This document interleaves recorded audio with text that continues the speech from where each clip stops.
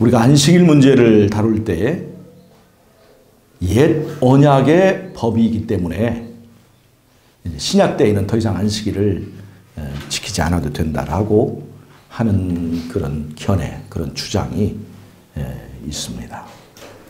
그래서 여러분 오늘은 우리가 옛 언약과 새 언약에 대한 올바른 이해를 우리가 좀 하고자 합니다. 옛 언약과 새 언약, 그리고 그것과 관련된 우리가 안식일의 의미를 올바로 찾아보도록 하겠습니다. 여러분, 옛 언약은 무엇입니까? 옛 언약. 옛 언약은 하나님과 구약의 이스라엘과 맺은 그 언약을 옛 언약이라고 그러죠. 그래서 일반 개신교에서 이제 성경을 가르칠 때 안식일은 그 이스라엘 민족과 맺은 언약에 관련되어서 있던 법이지, 이제 지금은 이스라엘 그 옛날 그 이스라엘 민족과의 그 역할이 끝났기 때문에 이제는 그 옛 언약 속에 있는 안식일을 지킬 필요가 없다라고 얘기를 해요. 그래서 옛 언약을 우리가 이스라엘과 하나님 사이에 맺어진 이 언약으로 이렇게 우리가 이해를 합니다. 근데 옛 언약이라고 하는 것이 이 이스라엘과 하나님 사이에 맺었던 그 출애굽 이후의 언약으로만 생각한다면 우리가 조금 문제가 있을 수가 있습니다. 그러면 출애굽 이전에 그 전에 가인과 아벨 그 사건에서 아벨이 양잡아 제사를 드렸잖아요. 그러면 그때 이 사건들은 옛 언약에 속합니까? 안 속합니까? 자, 보세요. 옛 언약의 의미는, 옛 언약은 표상으로 이제 그 시스템이 이루어져 있죠. 예를 들자면 실체는 예수님인데, 제물이신 예수님을 생각나게 할 수 있는 어떤, 실제는 아니지만 생각나게 해주는 어떤 제물을 사용하잖아요. 그것이 바로 양잡아 제사 드리는 거예요. 그래서 옛 언약의 특징은 뭐냐면 그건 표상이라고 하는 겁니다. 표상이라고 하는 거예요. 그래서 옛 언약과 새 언약의 차이는 표상과 실체의 관계가 있어요. 그런데 이 표상과 실체의 관계가 이스라엘 민족과 그런 언약을 맺기 전에도, 예를 들어서 아벨이 제사를 드렸잖아요. 또 아담도 제사를 드렸습니다. 최초의 그 에덴 동산에서 드렸던 그 제사를 생각나게 하는 것이 뭐냐면 가죽옷을 입혀줬거든요. 그 가죽옷 사건은 바로 제사와 관련이 있다고 볼 수 있습니다. 양잡아 제사 드리는 것이 바로 에덴 동산이 시작된 거예요. 그러니까 이 아담이 양잡아 제사를 드리고 아벨이 양잡아 제사를 드리고 그 후에 하나님의 백성들이 양잡아 제사를 드렸는데 출애굽 그 이전에 있던 사건들은 옛 언약에 들어가느냐 안 들어가느냐 이 말이에요. 여러분, 그래서 이 언약에 대한 이해를 우리가 좀 해볼 필요가 있습니다. 아벨의 제사도 표상이고 아담의 제사도 표상인데 이렇게 표상을 나타내는 이 제사들을 그 옛 이스라엘 민족과 맺었던 그 제사가 언약이 아니기 때문에 옛 언약과 상관없다 말할 수는 없어요. 잘 보세요. 우리가 이제 성경을 보면 성경도 옛 언약과 새 언약으로 나누잖아요. 그 다른 말로 하면 뭐예요? 그게 구약과 신약이잖아요. 구약과 신약이잖아요. 그러니까 이렇게 구약과 신약으로 보면 똑같은 의미인데도 표현이 좀 달라졌기 때문에, 그러면 아벨과 아담은 구약에 들어갑니까? 안 들어갑니까? 구약에 들어가죠. 근데 옛 언약에 들어갑니까? 안 들어갑니까? 이거 물어보면 어떻게 돼요? 이게 헷갈린단 말이에요. 그래서 여러분 이 언약에 대한 의미로 오늘 좀 공부를 좀 하실 필요가 있다는 거예요. 여러분, 이 언약이라고 하는 것에 최초의 뿌리를 찾아가면 그것이 어디로 가냐면 에덴 동산으로 갑니다. 인간이 범죄하고 쫓겨나게 되었죠. 에덴 동산에 쫓겨나게 되었습니다. 그럴 때 예수님께서 약속을 주세요. 그것이 바로 창세기 3장 15절에 있는 여자의 후손에 대한 약속입니다. 인간이 자신의 힘과 공로로서는 죄를 속하고 에덴 동산으로 다시 들어올 수 없지만 여자의 후손이 너희들을 구해줄 것이다. 그래서 여자의 후손이 구세주가 되어서 너희를 구해줄 것이다 라고 하는 것이 하나님께서 우리에게 주신 약속입니다. 또 그것을 받아들여서 제사 드리는 그것이 바로 언약인 거예요. 시편 50편 5절에 보면 제사로 언약한 나의 백성이라는 표현이 나옵니다. 한번 찾아보세요. 시편 50편 5절 한번 읽어보세요.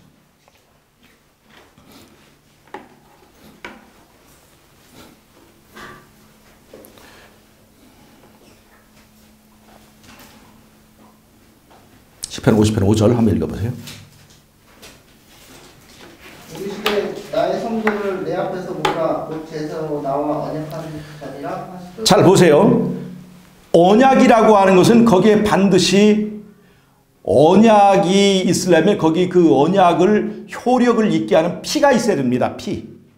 그것이 바로 이 제사에 들어있는 피입니다. 제사에서 흘려지고 바쳐지는 피는 바로 언약의 효력을 말하는 거예요. 그러니까 제사를 드린다고 하는 것은 그 둘 사이에 하나님과 그 제사 드린 사이에 뭐가 있다는 거예요? 언약이 있다는 거예요. 그래서 이 언약의 뿌리는 어디에서 시작되냐면 에덴 동산에 나와요. 그 다음에 그 언약의 내용은 뭐냐면 여자의 후손이 내려가서 너희들을 구해줄 것이다 라고 하는 거예요. 이것이 언약의 원래의 언약입니다. 그런데 그 여자의 후손이 바로 와요 하나요? 바로 와요 못와요? 바로 오지 못합니다. 그 에덴 동산에서 여자의 후손을 약속하고 앞으로 몇 년이나 있어야 돼요? 한 4,000년이 지난 다음에 오실 거예요. 그럼 그때까지 오실 때까지 그 실체이신 여자의 후손을 이렇게 표상하는 앞으로 올 것을 비춰지는 표상하는 제사 제도가 필요했습니다. 그것이 양 잡아서 제사를 드리는 제사 제도예요. 그 표상적인 기간 동안 표상적인 제사 제도를 넓게 봤을 때는 그것이 옛 언약이라고 볼 수 있습니다. 그런데 그 제사 제도가 성문화되고 또 완전하게 체계를 갖춘 것이 어느 때 이루어졌어요? 바로 이스라엘 출애굽한 후에 이스라엘과 하나님이 정식 문서를 가지고 언약을 표현한 것이 바로 이스라엘과 하나님께서 이제 시내산에 맺었던 언약입니다. 그러니까 이 옛 언약이 정식으로 문서화된 것은 언제예요? 시내산에 된 거예요. 그럼 그 전에는 어떤 형태로 있었어요? 그 불문율로 있었습니다. 불문율로. 그러니까 불문율이라는 건 뭐예요? 법이 있다는 거예요? 없다는 거예요? 언약이 있었다는 겁니까? 없다는 겁니까? 언약이 있었지만 그건 구두로만 있었다는 거예요. 구두로만. 정식 문서화하는 작업이 언제 있었다는 거예요? 시내산에서 정식 문서화하는 것이 있었을 뿐이지 그 전에도 표상적 제사, 즉 에덴 동산에서 시작된 표상적 제사는 이미 그 전에도 있었다는 것입니다. 그래서 우리가 옛 언약하게 되면 이스라엘과 하나님과 맺은 그 언약만을 말하게 된다면 큰 모순이 생길 수가 있어요. 그래서 시내산에서 맺었던 이스라엘과 예수님과의 이 언약은 옛 언약을 문서화한 과정, 성문화한 그런 의미가 있을 뿐이지 구약시대 예수님 오시기까지 표상으로 제사드리던 그 모든 시대가 다 옛 언약의 시대에 포함된다고 할 수 있습니까? 없습니까? 할 수가 있는 거예요. 자, 그러면 이 언약의 의미를 우리가 볼 필요가 있습니다. 언약은 왜 주어졌는가? 자, 에덴 동산에서 인간이 창조되었죠. 창조되었으므로 인간은 뭘 해야 됩니까? 자, 창조되었으므로 인간은 뭘 지켜야 돼요? 하나님의 계명을 지켜야 합니다. 창조되었으므로 계명을 지켜야 돼요. 계명을 지키는 건 뭐예요? 그러니까 하나님께서 우리를 창조하셨으니까 우리는 어떤 신을 섬겨야 됩니까? 여호와만 섬겨야 되는 거예요. 그것이 바로 계명이에요. 그럼 에덴 동산에서는 10가지 계명이 있었습니까? 없었습니까? 잘 보세요. 10계명이 있었을까요? 없었을까요? 있었어요. 잘 보세요. 10계명을 딱 하나로 요약하면 뭐가 될까요? 딱 하나로 요약한 계명이 바로 첫 번째 계명이에요. 나 외에 다른 신을 섬기지 말라는 겁니다. 여호와 외에 다른 신을 섬기지 말라는 얘기예요. 자, 10개의 계명이 다 있다 하지만 그걸 다른 말로 하면 나 외에 다른 신을 섬기지 말라는 거예요. 안식일 계명도 그렇고 그 다음에 우상을 만들지 말라는 우상에 관한 계명도 그렇고 여호와 이름 망령도 일컫지 말라는 계명도 그렇고 전부 다 다른 말로 하면 나 외에 다른 신 섬기지 말라요. 그 다음에 5번째부터 10번째까지 그 계명도 뭐냐면 그 배경을 나중에 풀어보면 나 외에 다른 신을 섬기지 말라고 하는 것입니다. 처음에 하나님께서 10계명을 어디에다 새겼을까요? 사람의 신비에다 새겼습니다. 이 신비에 새기면 어떤 효과가 나타나냐? 글자로 굳이 말하지 않더라도 그 계명이 작동하게 되어 있습니다. 그리고 그 나 외에 다른 신을 섬기지 말라는 계명이 어디에 이제 나타나 있었어요? 바로 선악과 나무에 바로 나 외에 다른 신을 섬기지 말라고 하는 그 계명이 선악과에서 그 말하는 그 계명입니다. 즉 선악과 나무에 들어있는 하나님의 금지 명령은 바로 10계명을 전부 다를 포함하고 있으면서 모든 것을 다 가지고 있는 그 계명이 에덴 동산에 있었다는 것입니다. 그리고 하나님께서 우리 인간의 그 선한 양심 속에 마비되지 않은 양심 속에 그 10계명을 새겨두셨기 때문에 그 한마디면 다 알아듣게 돼 있어요. 그 한마디면. 가인이 아벨을 죽였습니다. 시내산에서 10계명을 받기 전에 가인이 아벨을 죽였어요. 근데 그때 가인이 죄인이 됐어요, 안 됐어요? 뭐가 있었다는 얘기예요? 이미 그 계명이 존재했다는 얘기입니다. 말하지 않아도 그건 죄인이라는 거예요. 말하지 않아도. 어디에 있었기 때문에 그래요? 이 신비에 그 계명이 새겨져 있기 때문에 그렇습니다. 그런데 인간이 이제 범죄하고 하나님과의 관계가 이제 깨어진 다음에 우리의 신비에 새겨진 계명이 손상될까요? 안 될까요?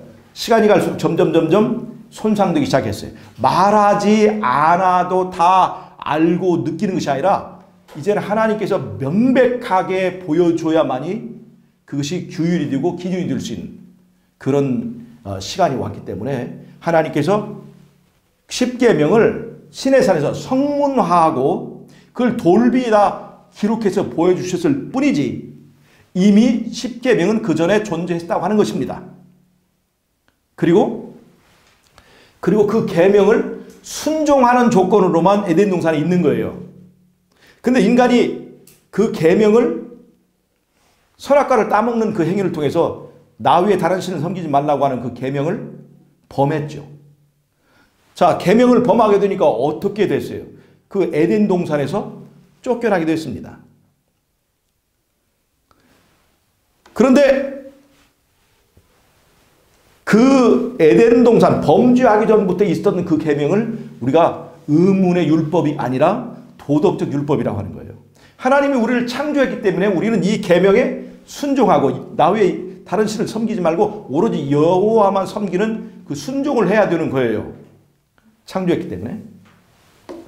그리고 안식일도 바로 그 십계명 속에 들어 있었습니다.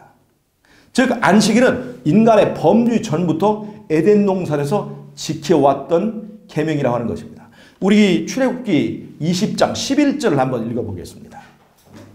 출애굽기 20장 11절 어느 분이 한번 찾아서 읽어주세요.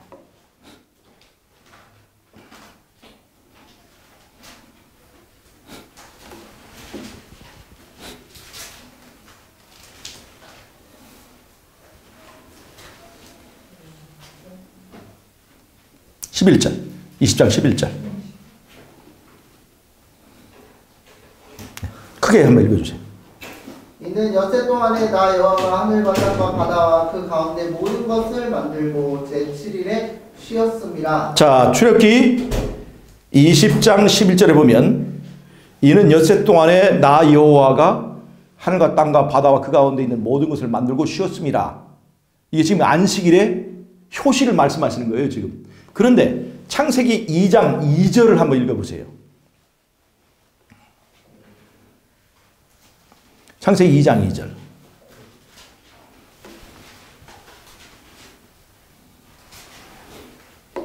하나님이 그가 하시는 일을 일곱째 날에 마치시니 그가 하시던 모든 일을 그치고 일곱째 날에 안식하시니. 잘 보세요.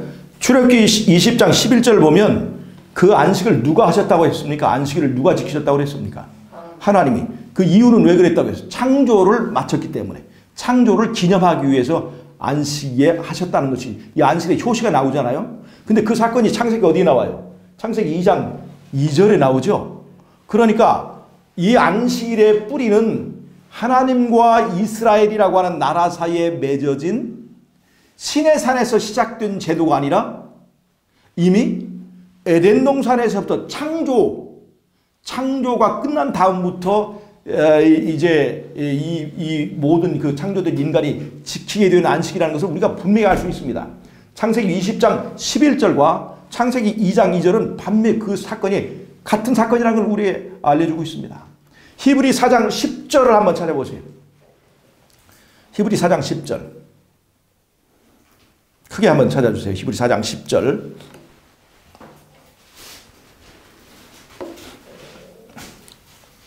이미 그 안식에 들어간 자는 하나님이 자기 일을 시심과 같이 그도 자기 일을 시심이라. 이것이 안식의 원리를 말해주고 있습니다. 안식은 맨 처음에 누가 지킨 겁니까? 하나님이 지킨 거예요. 출애굽기 20장 11절도 누가 지켰다고 그랬어요? 하나님이 지켰다고 그랬어요. 창세기 2장 2절도 누가 지켰다고 그랬어요? 하나님이 지켰다고 그랬습니다. 히브리 4장 10절을 보면 하나님이 안식하셨다. 그리고 우리는 하나님이 안식하셨기 때문에 우리도 지킨다라고 얘기하고 있어요. 그러니까 안식일의 뿌리는 하나님이 우리 인간의 역사와 관련해서 하나님이 언제 안식을 지켰느냐. 에덴을 만드시고 창조 후에 바로 그 창조를 기념하는 안식일을 지켰다고 하는 것을 우리가 알 수가 있습니다. 전혀 이스라엘이라고 하는 나라가 생겨서 그때부터 이 안식일을 지키게 되었다 하는 논리는 전혀 맞지 않습니다. 하나님이 창조를 마치고 창조를 기념하기 위해서 쉬셨다는 것을 우리가 분명히 알 수가 있습니다. 이거는 범죄하기 전에 맺어진 언약과 상관이 없는 것이라는 거예요. 이게 범죄 전부터 지켜오던 계명이고 그것은 바로 그 십계명의 분명한 그 내용이라는 걸 알 수가 있습니다. 이것은 의식적인 법이 아니에요. 그런데 그러면 이제 인간이 범죄한 후에 언약을 맺지 않습니까? 언약을. 자, 인간이 범죄해서 에덴 동산 내가 쫓겼습니다. 죄값으로 죽게 됐습니다. 근데 하나님께서 뭐라고 약속하셔요? 여자의 후손을 보내서 여자의 후손으로 하여금 네가 네 스스로 해결할 수 있는 죄의 문제를 해결하고 너를 다시 어디로 이제 보내주겠다? 에덴 동산으로 다시 돌아오게 해주겠다. 이스라엘과 언약을 맺을 때는 내가 너희를 애굽에서 구해서 어디로 가게 해주겠다? 가나안을 가게 해주겠다. 근데 가나안이라고 하는 것은 뭐에 대한 표상이에요? 바로 에덴 동산에 대한 표현입니다. 우리가 돌아가야 될 에덴 동산에 대한 표현이에요. 자, 그러면 잘 보세요. 이 언약에는 뭐가 들어있어요? 그 피를 바쳐야 됩니다. 그 죄값을 사하기 위해서. 자, 양이 죽어요. 피를 흘립니다. 이 제사 제도 속에는 율법을 폐한다는 얘기가 들어있습니까? 율법을 존중한다는 얘기가 들어있습니까?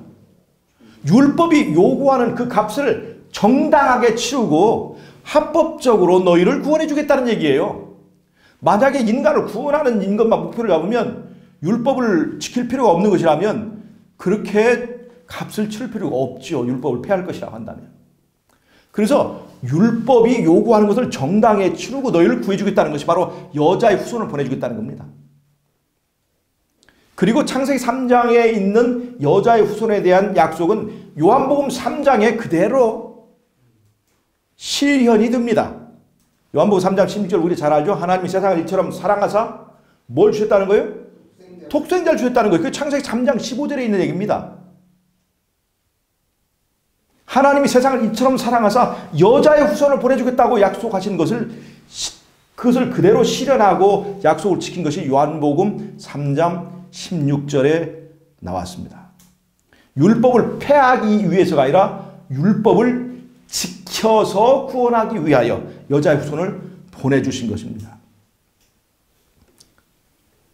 자, 예수님이 죽으시는 것은 바로 양이 피를 흘리는 것처럼 예수님께서 죄값을 다 치러서 하나님의 아들이라 할지라도 반드시 누군가가 그 값을 치러야만, 그 율법을 폐할 수가 있는 게 아니라 그 율법은 하나님의 아들의 피라도 그것을 값을 치러야만 될 수 있다고 하는 그 사상이 바로 제사제도 가운데 들어 있습니다. 율법을 절대로 하나님의 아들이 죽을지언정 그것은 폐할 수 없다는 것을 분명히 보여주고 있습니다. 자, 그 다음에 이제 이 의문의 율법, 제사법은 자, 피를 흘리고 그 사람들을 구해서 어디로 가게 하는 거예요? 다시 에덴 동산으로 돌아가게 하는 것입니다. 그 에덴 동산으로 돌아가서 에덴 동산은 순종을 조건으로만 살 수 있는 거예요. 언제든지. 에덴 동산에 다시 들어가서 또 날마다 일상적으로 선악과 따먹고 이렇게 하기 위해 돌아가는 것이 아니라 다시는 이제 불순종하지 않고 하나님께 순종하고 나 외에 다른 신을 섬기지 않고 하나님을 사랑하고 즐겨 순종하는 마음으로 그곳에서 낙원을 누리기 위해서 돌아가는 것이지 우리가 내 멋대로 살기 위해서 돌아가는 것이 아닙니다. 그러니까 이 제사제도, 이 언약의 의미는 뭐냐면 이제 죄를 짓고 에덴 동산을 쫓겨난 불순종의 사람들이 그 죄의 값을 예수의 피가 다 속해주고 이제는 불순종의 사람들이 어떤 사람으로 바꿔지는 거예요? 순종의 사람으로 바꿔지는 거예요. 왜? 그 제사를 통해서 이제 누구를 왕으로 다시 섬기려 한 거예요? 에덴 동산에서 배신했던 그 예수님이 왕이었는데 예수님이 왕이었던 것을 부정하고 거부하고 이제 스스로 왕과 같이 살겠다고 하는 것이 선악과를 따먹는 행위 속에 들어있었습니다. 하나님은 에덴 동산에 있는 값싼 나무들은 다 먹겠지만 정말로 탐스럽고 먹음직스럽고 그 다음에 보암직하고 정말 저것을 먹으면 하나님같이 될 수 있는 정말 소중한 것은 인간에게 허용하지 않는다 하는 것이 그 뱀이 인간을 그 에덴 동산 속일 때 한 얘기입니다. 그래서 아하, 저런 하나님은 굉장히 독재적인 하나님이다. 저 하나님은 우리의 자유를 박탈하고 우리를 억압하는 하나님이다. 저 하나님의 율법은 우리의 자유를 뺏어가고 우리를 불행하게 만들고 우리에게 쉼을 뺏어가는 그런 하나님이다. 그런 왕이다. 그래서 그런 사단의 유혹에 빠져서 인간이 내가 스스로 하나님같이 살겠다. 스스로 왕이 되기로 결정하고 그 다음에 선악과를 따본 것입니다. 그게 범죄의 배경입니다. 그런데 예수님께서 십자가에 죽으실 때 하나님께서 그분의 독생자, 가장 소중한 독생자를 아끼지 않고 희생하는 모습을 통해서 에덴에서 우리는 속았구나. 하나님의 진실은 우리를 위해서 어떤 것도 아끼지 않고 우리를 진정으로 사랑하는 하나님이라고 하는 진실이 십자가에서 밝혀지고 우리가 그 십자가의 제사, 우리를 위해서 피 흘리시는 그 예수님을 통해서 자기의 목숨도 아끼지 않고 우리를 위해서 죽으시는 그 예수님이 우리의 진정한 왕이라고 하는 올바른 선택을 어디서 하게 돼요? 그 제사를 통해서 이루어지고 그 다음에 우리는 어떻게 돌아가는 거예요? 다시 예수님은 우리의 왕입니다. 하고 예수님과 우리는 언약의 새로운 언약 관계에 들어가게 되는 거예요. 그래서 이제는 이 제사를 통해서 거듭난 사람은 이제는 내 마음대로 살지 않고 누구 뜻대로 살아야 되는 거예요? 왕이신 예수님의 뜻대로 살게 되는 것입니다. 이제는 내 멋대로 살지 않고 말씀대로 사는 것입니다. 이제는 내 멋대로 살지 않고 계명에 순종하는 사람이 되어서 이제 살게 되는 것입니다. 그것이 바로 이 제사의 의미와 제사의 그 배경에 있습니다. 자, 옛 언약은 구약시대 전체를 다 포함하는 그 옛 언약에는 양의 피가 들어 있습니다. 새 언약은 그리스도의 피가 있습니다. 자, 그러면 양의 피로 변화되는 것과 그리스도의 피로 변화된 것과 어떤 것이 더 강력합니까? 그리스도의 피로 더 변화된 것이 더 강력한 거예요. 그래서 그 변화된 사람은 이 계명이, 이 언약이 어디에 새겨지게 될까요? 다시 신비에 새겨지는 거예요. 신비에 새겨진 사람은 어떤 것이 나타나냐? 우리 마음 가운데 계명을 지키는 것이 즐거운 일이 됩니다.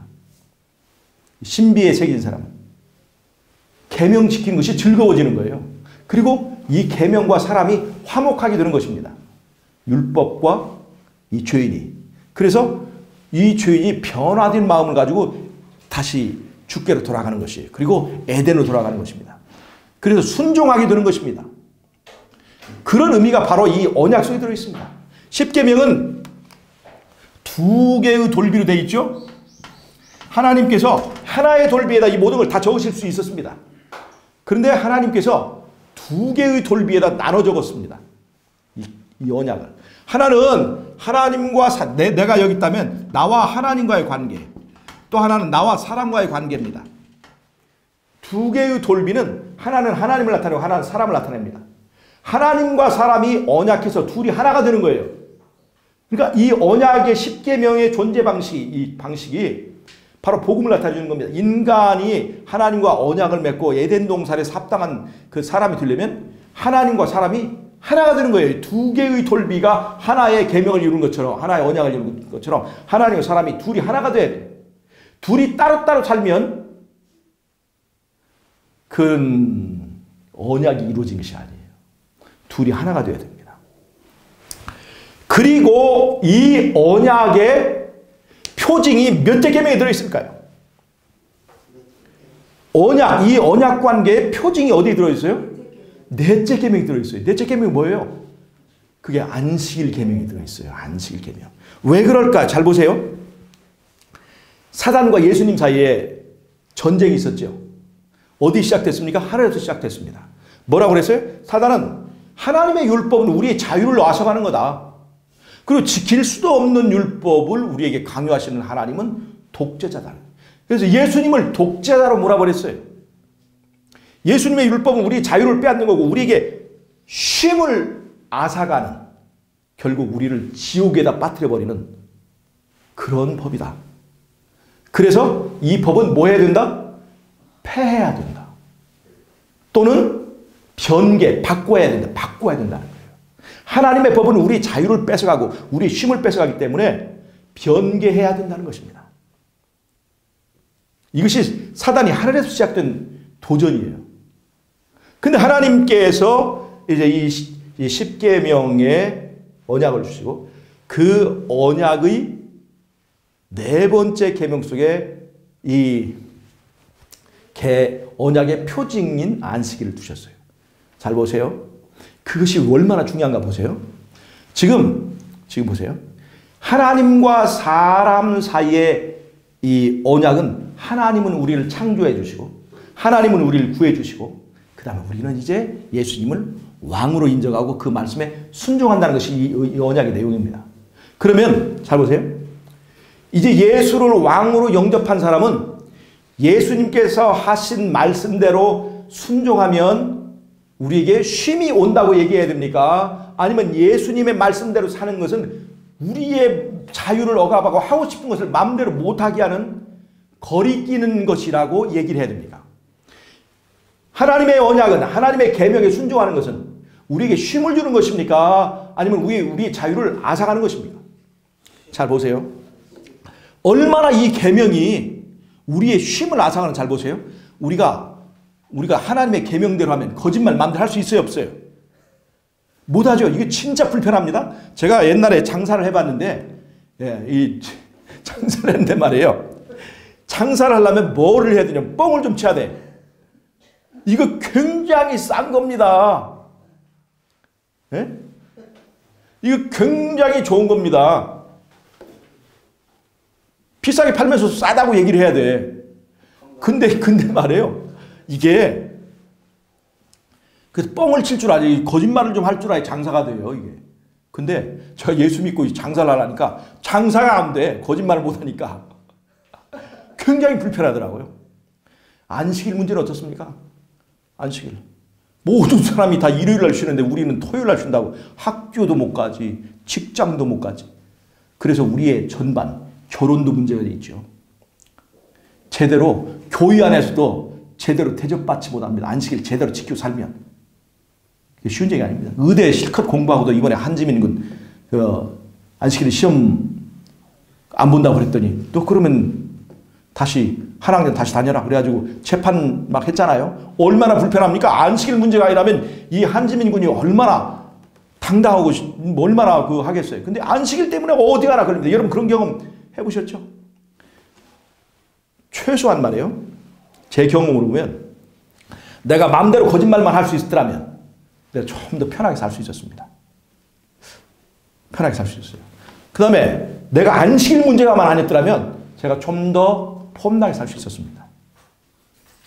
한때는 저도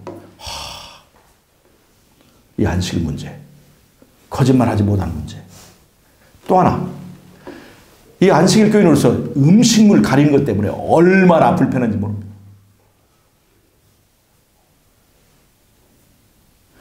여러분 이렇게 생각하면요, 모든 계명이 우리 자유를 억압하는 것입니다.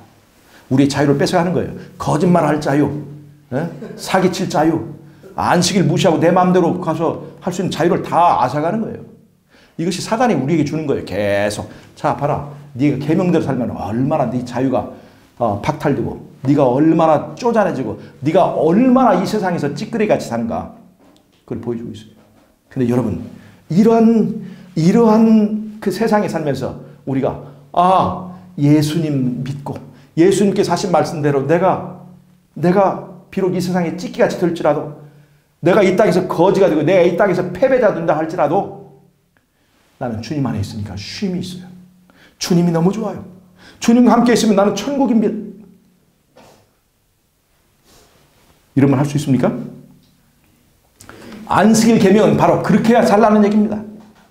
이 세상에서 많은 것을 잃을지라도 내가 주님 계명을 지키고 살았더니 내 마음 가운데 진정한 평화가 있고 진정한 안식이 있고 진정한 쉼이 있다는 것을 우리로 하여금 고백하며 살라고 얘기를 하고 있는 것입니다.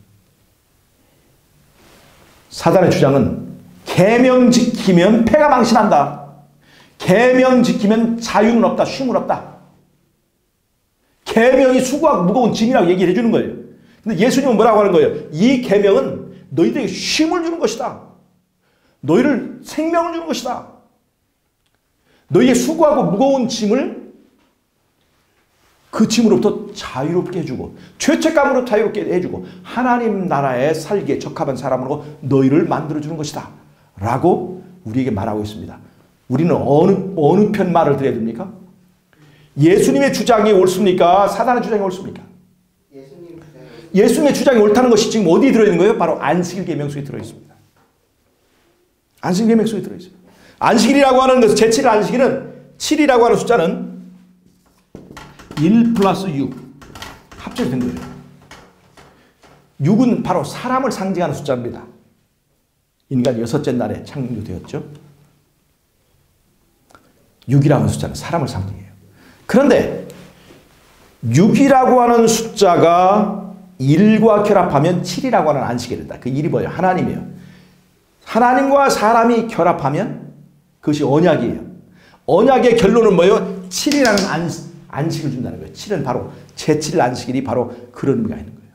하나님과 사람이 언약하면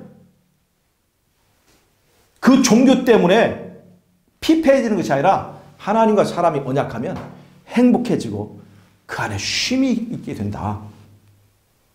이것이 바로 안식일 사상 중에 들어있고, 이 하나님과 사람의 결합이 뭐예요? 그것이 바로 성육신 원리와 같습니다.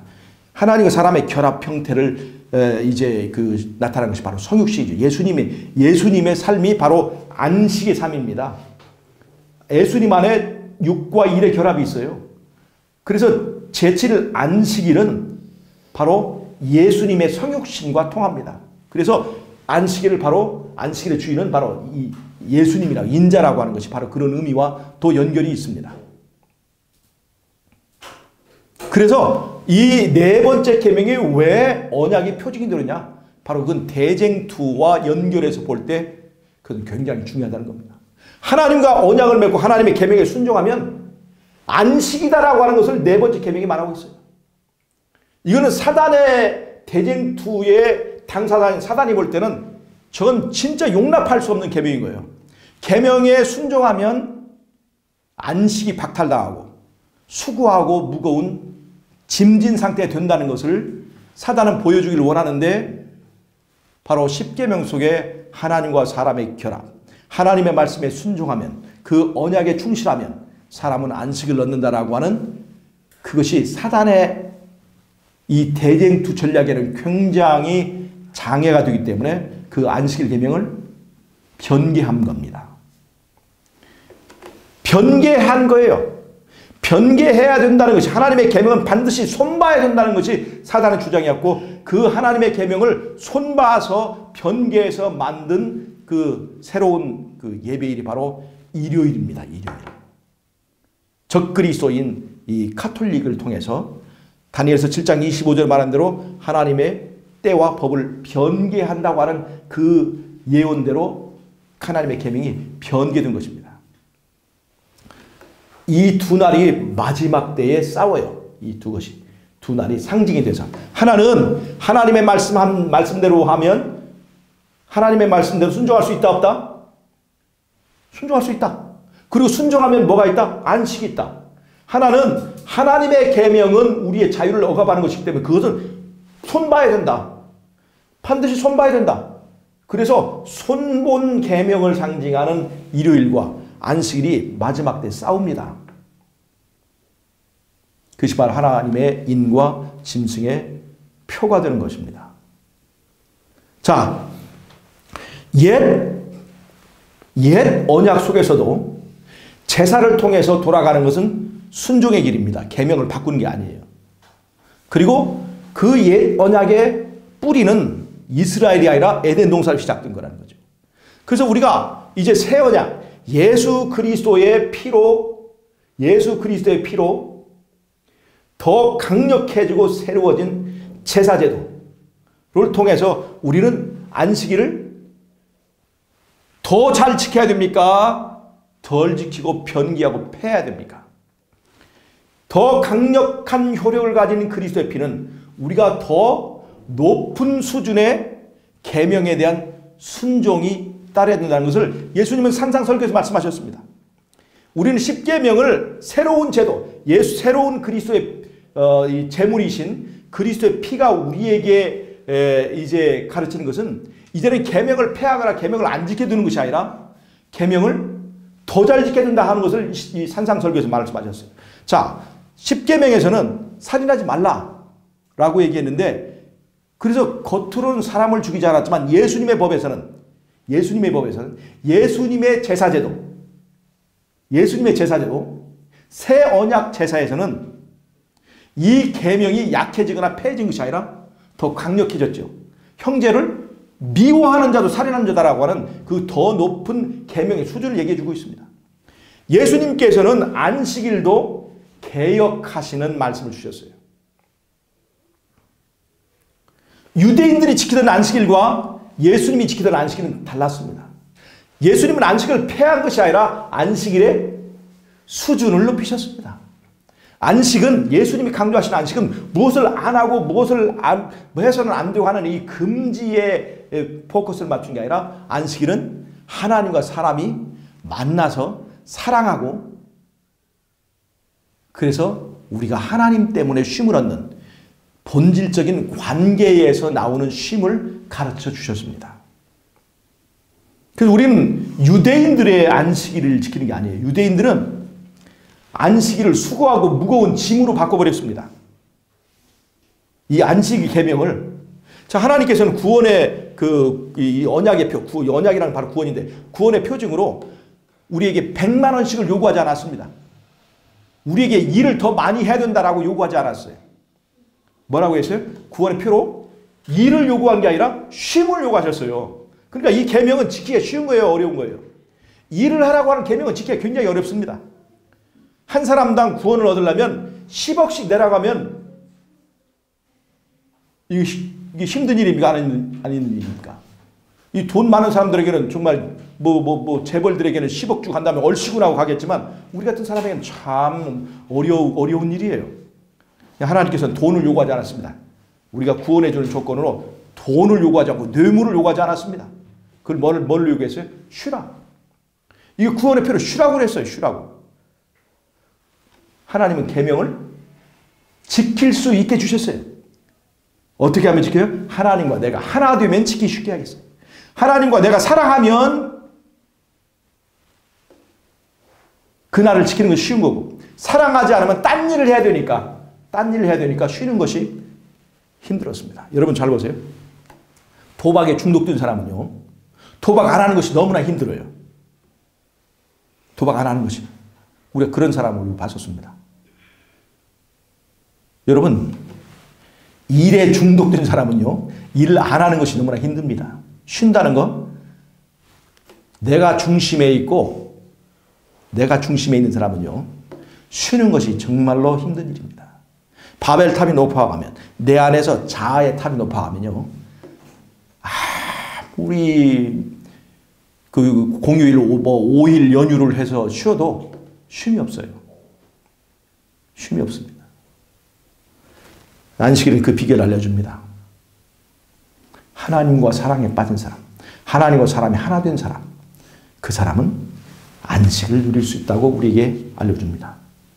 하나님은 그것을 구원의 표라고 그랬어요. 우리에게 뇌물을 요구하지도, 돈을 요구하지도, 또 다른 노역을 요구하지도 않고, 아무런 대가 없이 나를 받아주기만 하면 구원은 거기에 있다. 이것이 바로 안식일의 의미입니다. 근데 예수님의 피로 강화된 새 언약은 안식일을 폐한 것이다라고 가르치는 것은 얼마나 어리석은 얘기입니까? 사단은 하늘에서부터 그 하나님의 계명을 손대고 싶어 했습니다. 폐하거나 변개해야 된다고 얘기했어요. 그것을 지금 누가 그것을 주장하고 있느냐? 십자가를 주장하고 십자가를 가르치고 믿음을 가르치는 개신교에서 하나님의 십자가로, 예수님의 십자가로 해서 계명은 폐했다.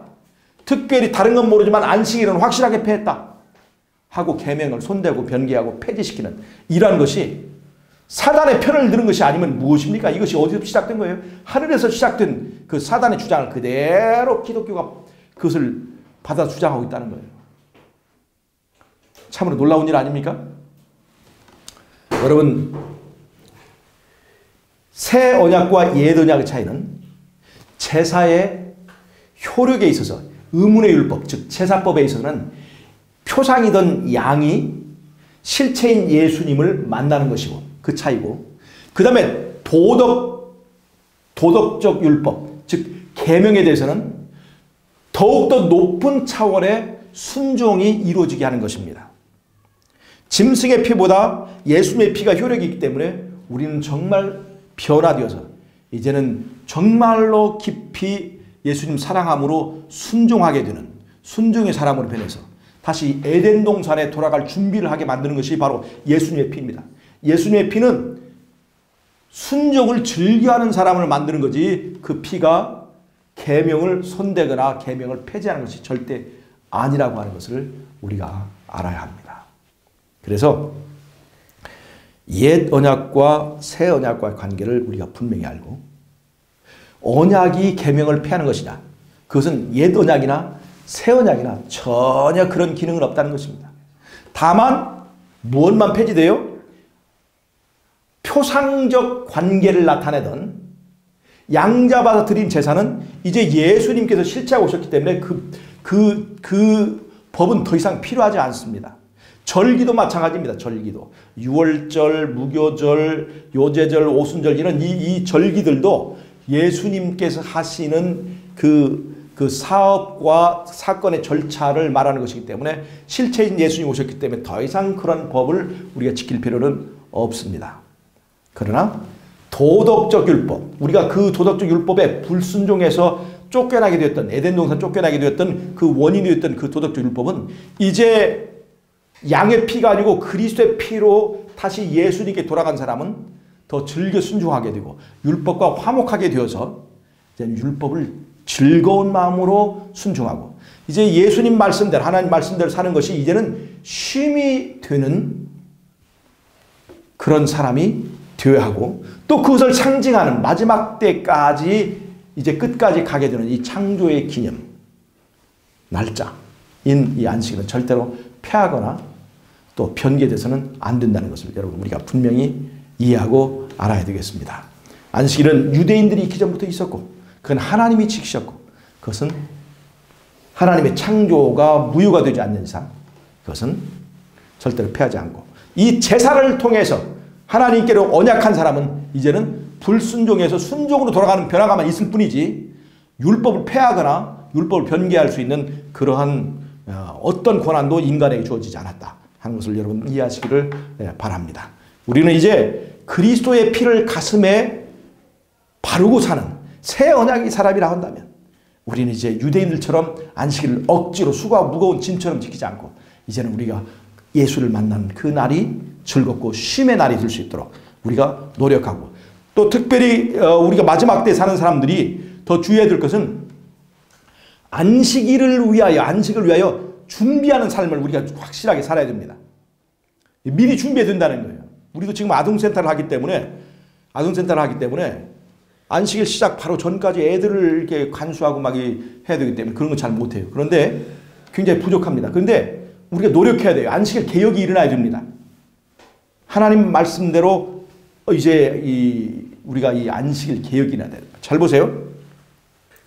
준비해야 되는 두 가지 얘기가 있는데 하나는 안식일에 관한 얘기입니다. 준비해야 돼요. 그 다음에 또 하나는 재림을 위해서 준비해야 됩니다. 재림은 뭐냐면 재림은 어린 양의 혼인잔치에 들어가는 거예요. 어린 양의 혼인잔치에 가기 위해서 우리가 준비되어야 됩니다. 근데 이 안식일은 하나님 예수님과 우리의 혼인 관계를 말하는 거예요. 혼인 관계를 위해서 우리가 그날 위해서 준비해야 돼요. 우리가 결혼식 하면서 준비하지 않는 사람 있나요? 우리가 준비해야 되잖아요. 그 관계를 위해서. 그런 것처럼 우리는 이러한 안식일을 100번 설교하고 뭐 벼야 한다 할지라도 우리가 그날을 소중하게 생각하지 않고 그날을 정말로 준비하지 않는 그런 삶을 간다면 이것은 하나의 말장난이고 말싸움에 불과한 것이에요. 그래서 여러분 마지막 때 우리가 안식일 하나님의 인이라 생각한다면 이것을 준비하고 또 그날을 사사로이 사사로운 용도로 쓰지 않는 일에 또 즐거운 하나님과의 관계에 몰입하는 일에서 우리가 이제 우리 자신을 개혁해야 됩니다. 특별히 우리 가정이 지금 그런 일들을 좀 해야 될 필요가 있어요. 여러분들 우리 모두가 다 그렇게 안식일을 개혁하는 저와 여러분이 되시길 바라면서 오늘 말씀을 마치도록 하겠습니다. 자, 기도와 마치겠습니다. 하나님 우리 아버지 오늘 우리에게 언약의 의미와 안식일의 의미를 깨닫게 해주셔서 감사합니다. 주의 날을 위해서 또 마지막 때 대등주를 위해서 우리가 안식일을 소중히 하고 준비하고 주님 만나기를 위하여 재림을 준비하는 주님의 착한 종들이 될 수 있도록 인도해 주시기를 예수님의 이름으로 기도하옵나이다.